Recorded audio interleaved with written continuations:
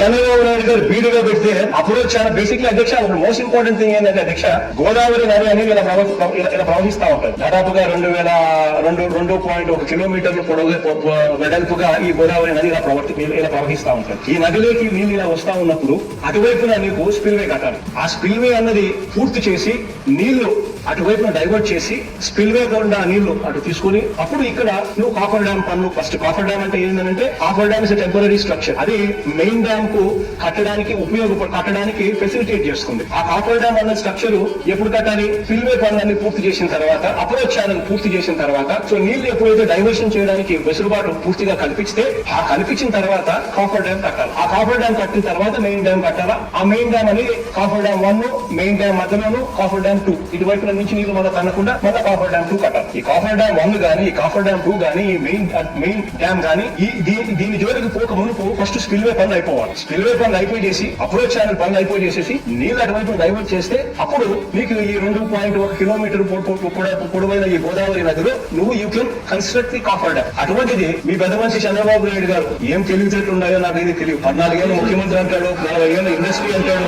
అసలు ఏ రకంగా unfit to be even MLA కూడా ఎమ్మెల్యే కావాలని కూడా అన్ఫిట్. ఆ స్థాయిలో బూఫప్ చేసిన మనిషి ప్రపంచ చరిత్రలో ఎవరు ఉండడు. ఆ స్థాయిలో బూఫప్ చేశారు. మీరు చేసిన అన్యాయమైన పని ఏమిటి అంటే ఒకవైపున స్పిల్వే కంప్లీట్ కాకుండా, ఒకవైపున అప్రోచ్ ఛానల్ కంప్లీట్ కాకుండా, మరోవైపున 2.1 కిలోమీటర్ పొడవైన కాఫర్ డ్యామ్ 2.1 కిలోమీటర్ పొడవైన గోదావరి విస్తీర్ణాన్ని అప్పర్ కాఫర్ డ్యామ్ కట్టారు. దాంట్లో 2 గ్యాప్లు ఇచ్చి పెట్టారు. 2.1 కిలోమీటర్ల పొడుగులో 2 గ్యాప్లు ఇచ్చి పెట్టారు.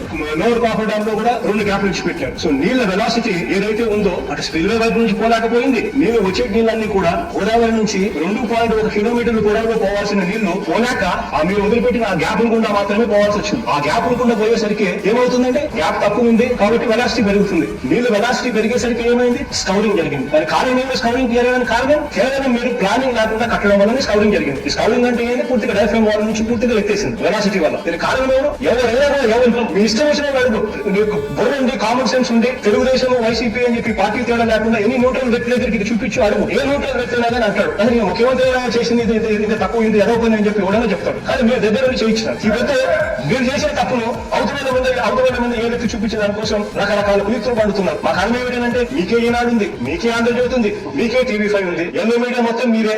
కాబట్టి అబద్ధాన్ని నిజం చేయడం కోసం బోబెల్స్ ప్రచారాలు మొదలుపెట్టి కార్యక్రమాలు చేస్తా ఉన్నారు. చూడండి ఒకసారి మీరైతే మీరు అర్థమైతే మీకే. కానీ ఇప్పుడైతే అర్థమవుతుందో చూసుకోండి.